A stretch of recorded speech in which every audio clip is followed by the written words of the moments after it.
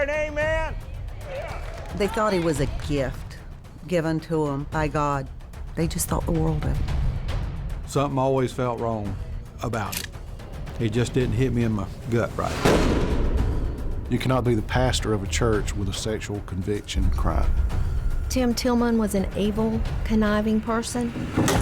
Whatever it took to get it, he would get it.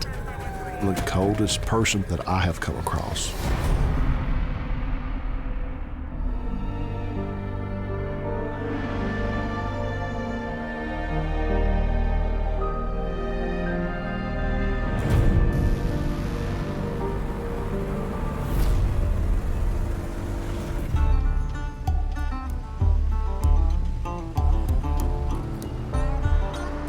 Vincent, Alabama has a population of about 2,000 people. Everybody knows everybody. Feel like you can leave your door unlocked if you wanted to, or leave your keys in the car if need be. We're willing to help each other in any way possible. Is the person you're married to like a business partner you can just move on from when things get tough? I was a member of Vincent Revival Center, and that's where I first met Tim Tillman. When the going gets tough, the tough get going home to sort it out. He was probably the best speaker I'd ever heard from the pulpit. When you go home today, all you husbands, you tell your wives you appreciate them. He understood how to work the crowd, if that's the right word. Marriage is a covenant with God. His charisma made it excitable to be at church. I looked at him as a mentor. Tim Tillman arrived with his wife at the Vincent Revival Center, Alabama in 2003, after 10 years spreading the gospel in pulpits from Florida to Minnesota. We really thought, in the terms, we'd hit a home run when we were able to hire him as our pastor. Typically at the end of a service, he would greet everyone as they came out of the church. I do good. And everybody was, "Oh, Pastor Tillman, that was a great sermon today." Truly inspiring. Thank you so much. And he tended to eat that up. Thank you for coming. Janet Tillman was the most precious person. She was very humble. She was a wonderful mother, a wonderful pastor's wife. Tim was the preacher, but Janet was the glue that held it together. I think she really strove hard to be the perfect wife. She was always there to support him. They had two daughters. Jessica was the oldest and Tiffany was the youngest. I saw Janet as the person who made Tim look good. Pastor Tillman believes charity is at the core of his mission. When Hurricane Katrina hits Louisiana, he sees it as an opportunity to bring the community together. Tim brought the idea about raising money for the Katrina disaster down in Louisiana. He offered the idea of a turkey shoot.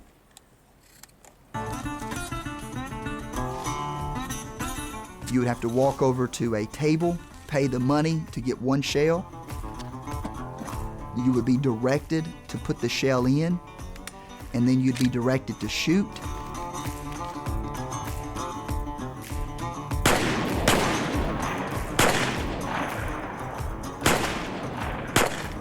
At the end of the third turkey shoot, there was a gun that was jammed, so it was obviously no longer usable.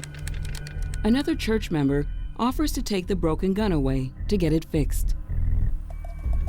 And Tim just turned around and saying, "No, I just want to take the guns home with me. I'll keep them all with me. I appreciate it, though." He told Janet, "Hey, we need to put these guns in the house for safekeeping." I don't want to leave them in the church where the kids are at. It's too dangerous. So Janet takes one of the guns in and goes in first, and then he takes the two other guns. Tim's plan is to put the guns under the bed while they're being stored at his house. Janet went into the bedroom first and was approaching the bed. Tim went in behind her.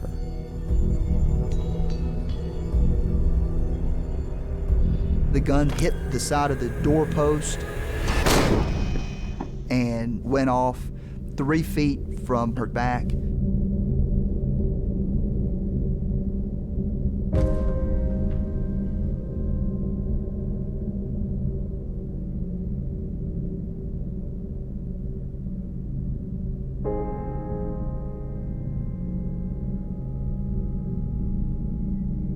Janet is lying there telling Tim that she loves him and that she loves the girls. Janet is bleeding to death.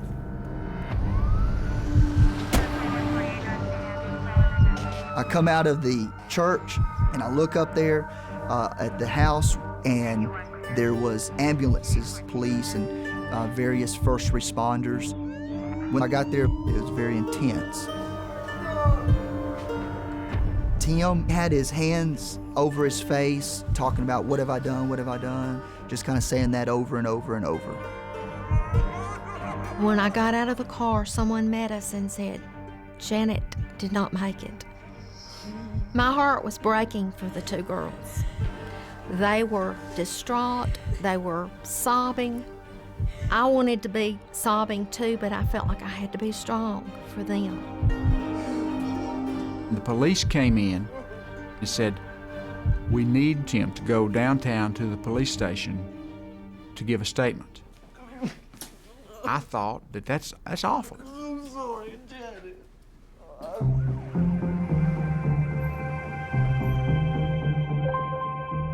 Try to be supportive for him and let him know that we're there to help him. There's really nothing you can say. You can just be there.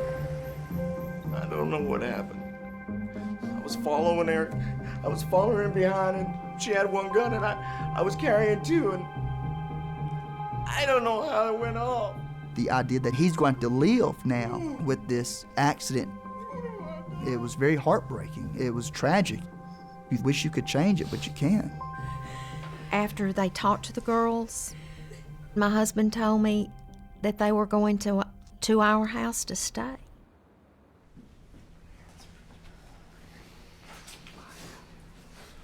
We were so concerned for Tim that they pulled all the knives out of the drawers. We thought he was a suicide threat. God, give your grace this night to Tim, Jessica, Tiffany. Reveal yourself to them, Lord, so that they might understand what has happened this night. Across town, Janet's sister, Joan Croft, learns the heartbreaking news. The night Janet died, we had already gone to bed. Your mind just kind of goes crazy. There's been an accident. My first thought was, oh my God, what are these girls gonna do? So I called my brother. And I said, Janet's dead. His first thought was, no accident.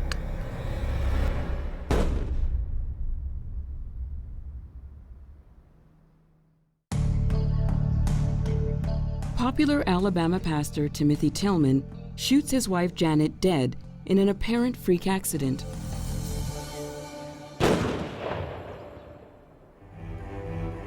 Her family don't buy his story. It just didn't hit me in my gut right. Something always felt wrong about him.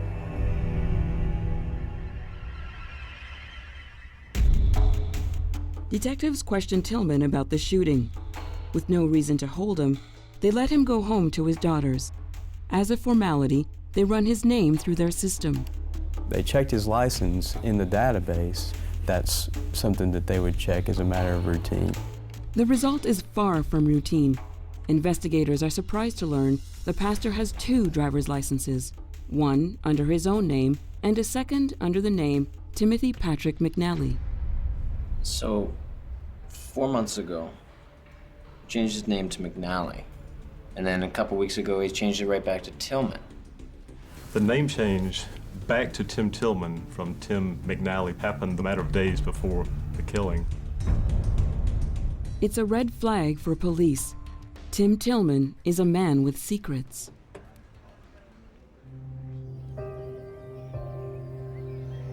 Across town, Janet's family also harbor suspicions about the charismatic pastor. He led us to believe that Janet's family did not like him. I took her away from their church. I don't even know if they'll speak to me. They never forgiven me. I thought, here's a man who's lost his wife. And I felt sorry for him. Come in. From the minute they walked up on the porch, Hi. there was so much tension. When we arrived, that was one of the most awkward times probably in my life. Charles. He wanted to shake my hand. I told him not yet. Not until I got the whole story.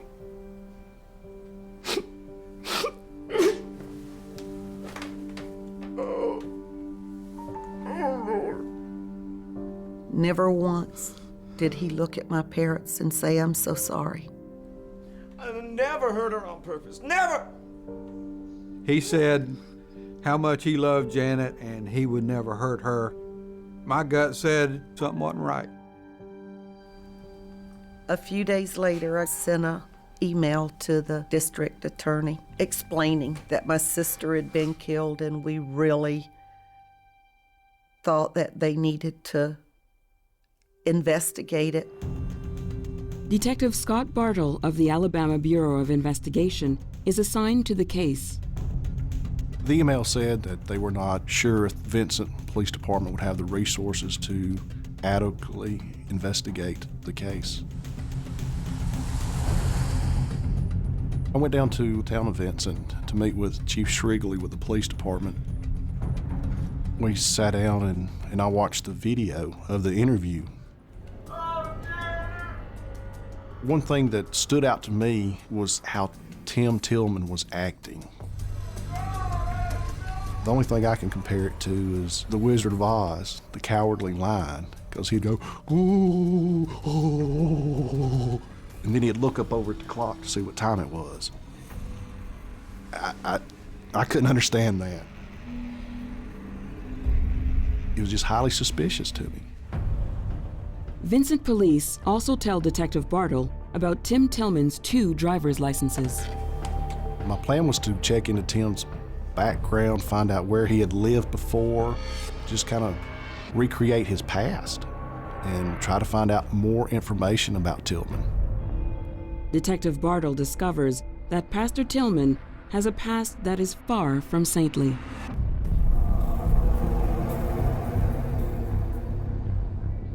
Tim always had a thing for women.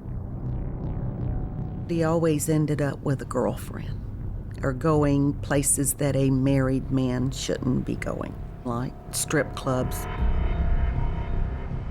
Janet had put up with everything he had done. In 1995, 8 years before he turned up in Alabama, Tim Tillman was spotted leaving a Florida strip club. Fired from his ministry, he drove 2,000 miles north to Minnesota. He was again cast from his church after a sleazy affair with a member of his congregation. He started working as a jailer, and he liked to say he was a police officer, but he wasn't. He just worked as a civilian at the jail, where he just basically checked people in and out. One day, they brought this prostitute in. He offered to take her home. And instead, he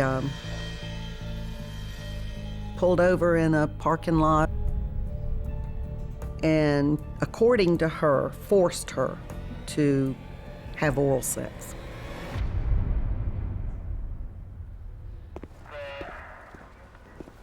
Hey, how y'all doing? They investigated it and subsequently charged him. He was sentenced to 6 months in the jail up there in Minnesota.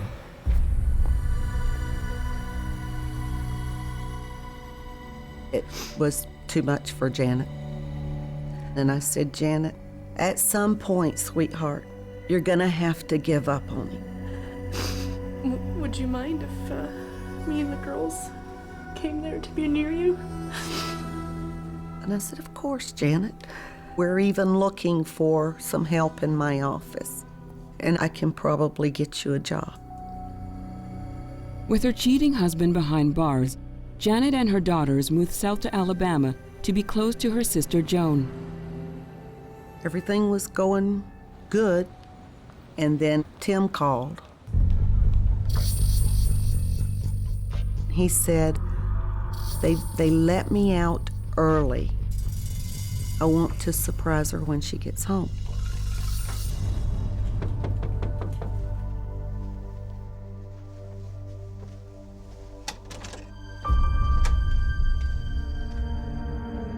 Please forgive me, Janet.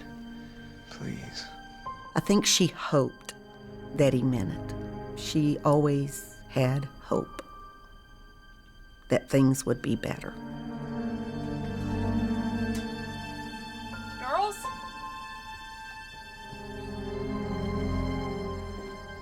It's your dad? She felt like the girls needed their daddy. Oh, my goodness.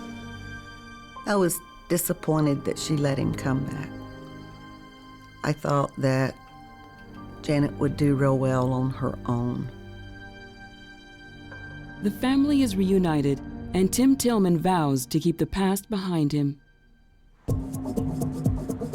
When the opening came to replace the minister at the Vincent Revival Center, Janet said, "There's a big part of me that hopes this doesn't happen, because every time he gets into situations and we have to leave." Tillman secures the job as senior pastor and prays the church doesn't discover his conviction for soliciting a prostitute.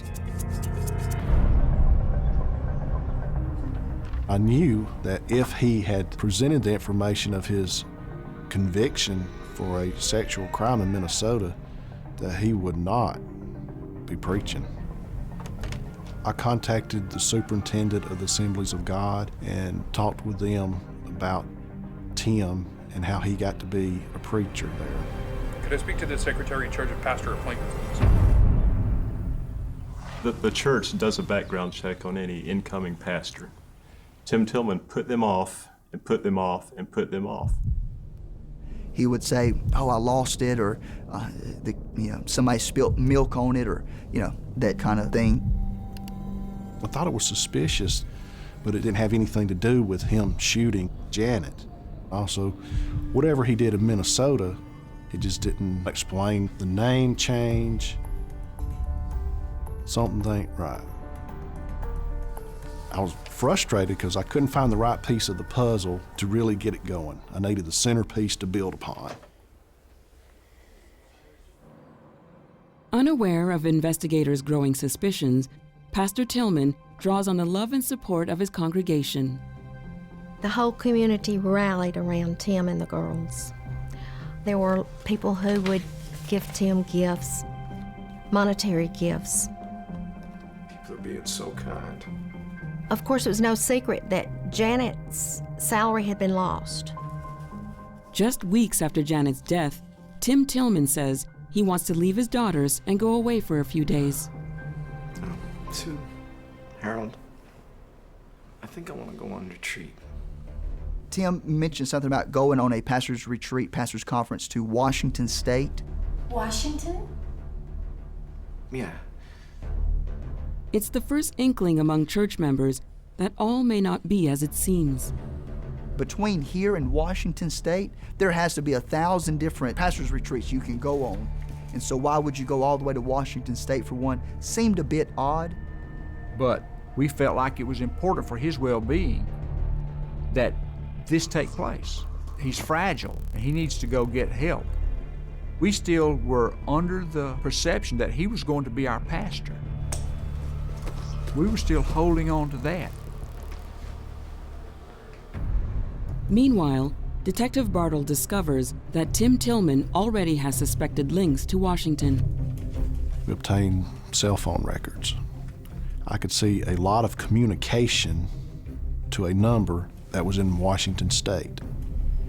I tried to identify the number, and I got the name Molly.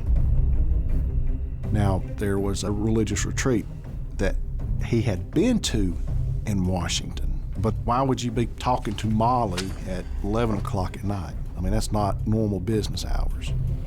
It was just highly suspicious to me. But I knew I needed something more. 2 months have passed since Janet died. Tillman returns from his retreat. He tries to pick up a new life with his 2 daughters. Daddy? Who's that lady? No one, just an old friend. Go back to bed, honey. I said, go back to bed, Tiffany. Tiffany called and was crying, and she told me that she had gotten into an argument with her dad because she had read some correspondence he was having with a Molly. And he told her that, yes, he was attracted to her, and she said, I don't think it's been long enough after my mother's death. You know, you can come and see me anytime you want. That's the first time I'd heard the name Molly. Bye. From that day on, my relationship with Tim Tillman was not the same. It began to become more polarizing, that those that supported Tim supported him to the hilt. But now there was a line that was starting to be drawn, and those that had suspicions, they were kind of coming over here to this other side saying something ain't right. Janet's sister has also talked to Tiffany and decides to call the police. Scott Bartle.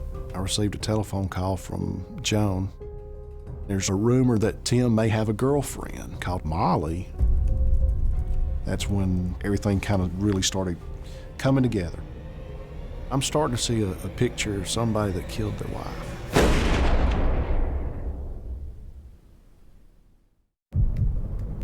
Alabama police discover Pastor Tim Tillman has a secret girlfriend.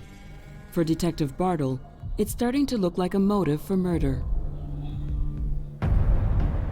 Now, hot on the trail of the lecherous preacher, Detective Bartle digs into Tillman's email history.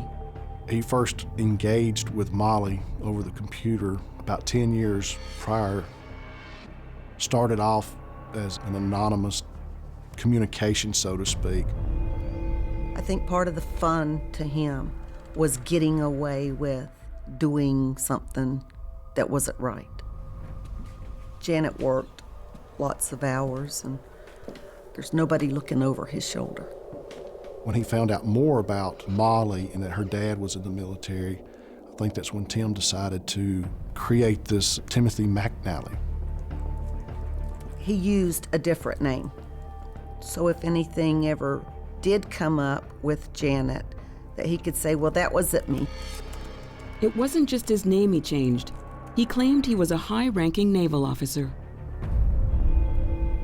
He dressed as a lieutenant commander in the Navy to impress Molly.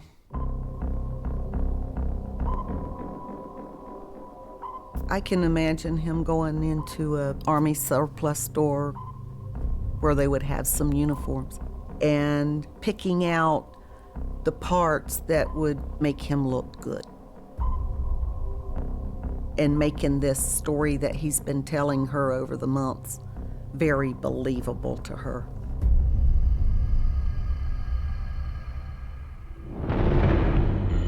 The deeper Detective Bartle digs, the more he suspects the shooting accident was far from accidental.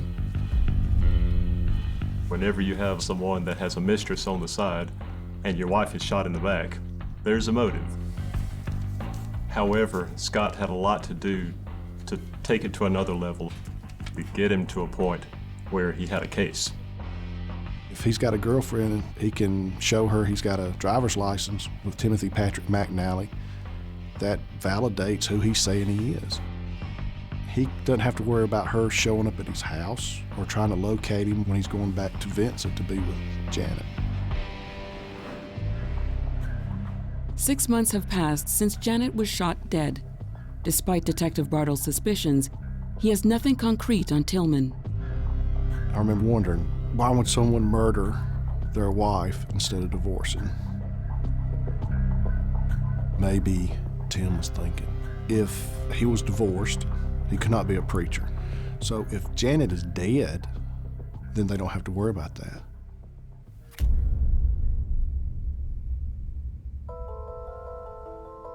Janet's family is clamoring for answers. I was getting very frustrated at that point. Seemed like nothing was being done. I was consumed with this whole thing.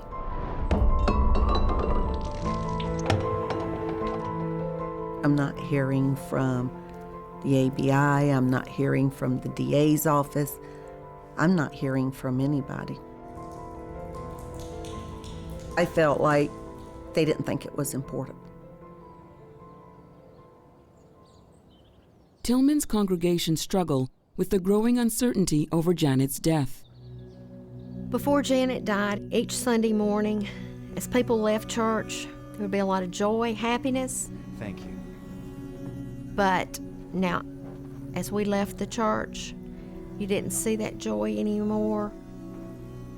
I had gone from feeling sorry for Tim to feeling distrust about him. Out of the blue, Tillman springs a surprise. Harold, can I talk to you for a second? Sure. He informed us that he was going to resign as our pastor. I think it's for the best. I think I felt a sense of relief. One side said, I'm glad this is over. The other side said, man, I hate to see him leave. He still had his supporters, and they were very strong supporters. Tillman tells his congregation he's taking the girls and moving back to Florida to be near his family. It was a tough decision to have to watch him leave the state of Alabama. I thought that he might have gotten away with murder. To go ahead and arrest him and put him in jail for the murder of Janet. You have to be able to prove a case. Thank you so much. Scott found out lots of clues, but nothing solid that built him anywhere close to proving a murder. I would suspect that Tim thought he had gotten away with it. He'd only been interviewed that one time, and that police believed him.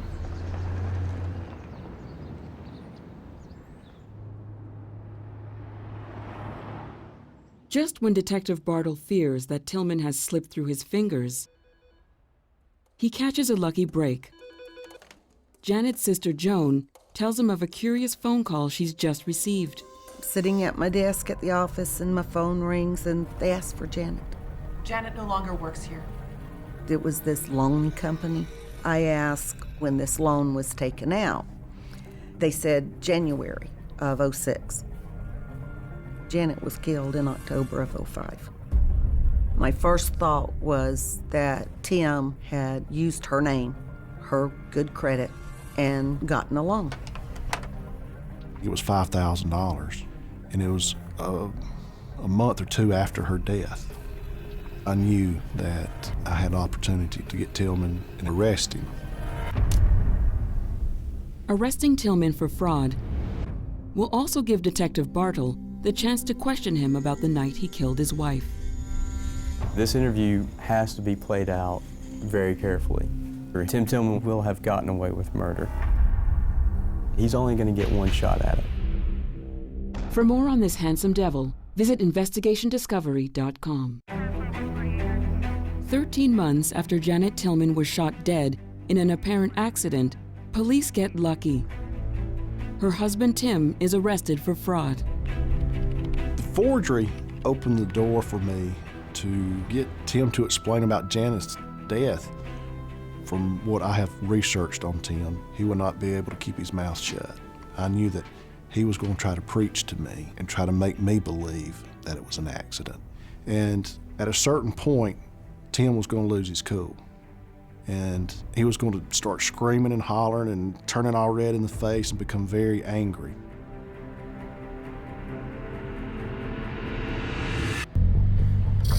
Detective Bartle travels to Florida for the all-important interview. Needling Tillman into revealing new evidence is his best hope of nailing him for murder. They have to confront him with every single piece of information that points to this murder being intentional. You're always nervous in a case. Everybody has a fear of failure. This was a big interview. I knew if I could not get information from him that he might would get away with it. When we sat down to interview him, you know, it was just casual, nice, just conversation. And I started my line of questioning with him about, well, tell me about the forgery. I did it after the accident. After Janet died, we lost her income. He does what liars often do. He confesses what he knows he has to confess. If I don't confess this, this makes me obviously a liar. I just wanted to pay for her headstone. I kind of leaned on the table and propped my head up and said, you really have me intrigued about this accident. Can you draw me a house and everything like that? Because I can't picture. I'm kind of silly at times, I guess. Scott is playing dumb, and it plays right in to what Tim wants. When I came through, I kind of shifted the guns, and when I did, they discharged. Ooh, what'd you do after that? Some aw shucks, hayseed investigator from back in Alabama, and that's what Scott is presenting to him. So, when the gun discharged, it was like that? And I really started probing. What do you mean when the gun was like this? What do you mean the gun went off? If the shotgun discharges, it's got an explosion that thrusts it back. Recoil. Right, recoil. There you go, that's a good word. All the time giving Tim just this level of comfort that he's going to be able to control this interview, and ultimately this is going to be over, and he's going to be able to get right back to that life that he started, and he will have gotten away with murder. I remember dropping the guns. From where? From about chest level. One story, you're walking in and the gun mysteriously goes off. Which was contradictory to what you told me earlier, right? Earlier you indicated waist, and now you're saying chest level. Another story that the gun slips in your hand. So how did the gun fire? I don't know how the gun fired. The end game was to document how the information that he was providing would not add up under the common sense rule. What I'm saying is that Tim, listen. No, listen. Please stop for a minute and let me talk. During the course of the interview, he told, I think it was like 7 different ways that it could have happened. I raised the gun up and you manipulated the trigger. I did not intentionally manipulate the trigger. But you manipulated the trigger. However I did it, I think I mean to do it. As Tillman gets more agitated, Detective Bartle decides to switch tack. He gets him to explain the name change from Tillman to McNally and back again. He said he changed his name because his brother had an affair with Janet and that he did not want to be part of the Tillman family. I actually changed my name for a very short time, and then I thought, this is just stupid. I'm going to alienate myself from my family, and it's dumb. It's a crazy story, and the cops don't buy it. I knew he was lying at that point. It just helped solidify that it was a murder. While we're doing this, our counterparts are over at the Mistress's house. As far as his mistress Molly is concerned, the man she's seeing is Timothy McNally, a military officer whose wife died in a tragic accident. No, it's not right. They told her that Tim's real name was Timothy Tillman. No. I have this picture. It has his name on it. How could it have his name on the uniform? It devastated her. It rocked her world. She had told us they'd met in Mississippi at her parents' house and that they were fixing to get married that weekend. He had told Molly that Janet was in the attic moving some fishing rods and the shotguns fell over and went off and shot her. She started providing information, emails, pictures, different correspondences that she had kept between Tim and her. These are from him. This is crucial evidence and it's fed back to the interview room. Bartle's net is tightening around Pastor Tillman. When did you get engaged to Molly? We got engaged the weekend that Hurricane Katrina came through. And we said, well, why didn't you tell us before? I mean, don't you think that's a critical thing in your story? 2 months exactly. Prior to Janet's death. You're engaged to another woman while you're still married. Wow. So if Janet is dead, then they don't have a problem. Wanted to be with Molly. No, that's not it. You wanted Molly. You were engaged to another. I did not. You wanted Molly. You engaged Molly. I did engage Molly. You're right. I admitted that. We just kept pressuring him. I look at my daughter every day and realize that she doesn't have a mother because of what I did. He starts beating his chest and screaming and hollering. I didn't mean to kill her. I didn't. No, I didn't. You wanted Molly to be your new mom. No, that's not it. Is it? No, it's not. You wanted Molly. We had struck a nerve with him. We were really on the right trail. Nobody blames me but me. Tim had sealed his fate with his own words, his own arrogance. At the end of that interview, I felt confident that I had enough information to get a conviction for the charge of the murder of Janet.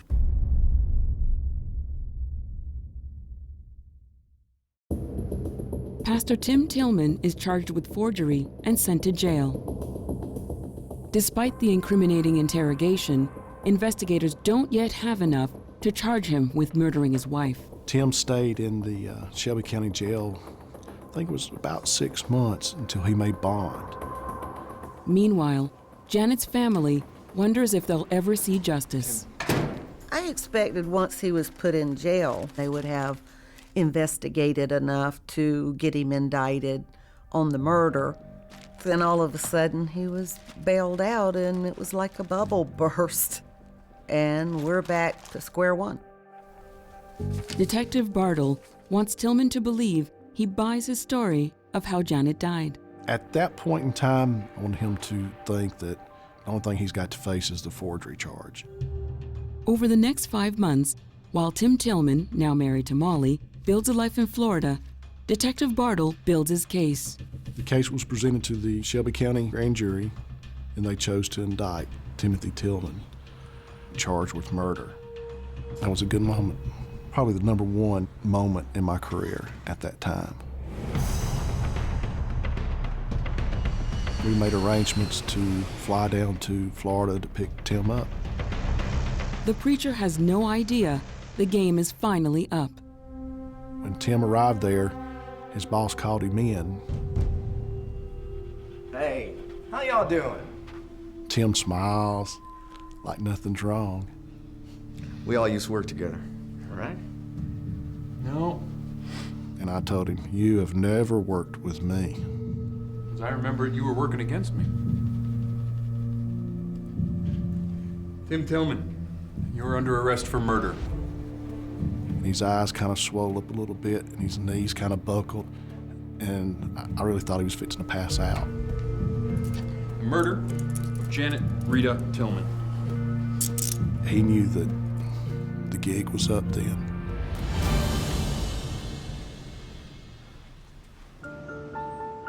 It's 2 more years before Tim Tillman stands trial for the murder of his wife. It made me feel good when he got arrested for murder, but I was nervous about the trial. I didn't know for sure if he'd get off or if they would convict him. Only having circumstantial evidence is always scary. It was stressful. One slip up could get him off on a technicality. We knew Tim Tillman was guilty, but a court of law is different.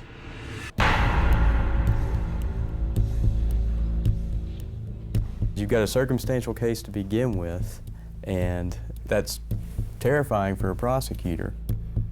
The defense that they took to trial is exactly the defense that Tim Tillman gave them, all the way down to the bolt action, potentially getting stuck in the trigger guard.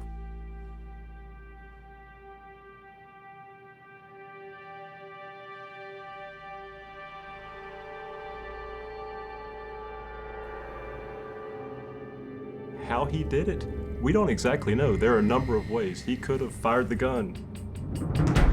The fact Tillman kept changing his story under interrogation is key to the prosecution case. The defense case was that this person who just so happened to be having an affair, who just so happened to have proposed to his girlfriend 2 months earlier, who just so happened to have a gun that should be unloaded, but on this occasion is loaded, and it just so happens to be pointed directly into his wife's back.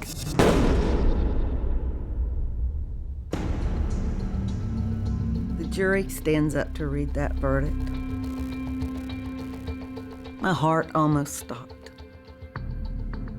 I could feel chill bumps. My mouth dried. Tim had been able to present an image to the people of this good, godly man, and I was afraid that he was going to present that type of image to the jury, and that they would see him as a good, godly man instead of a killer.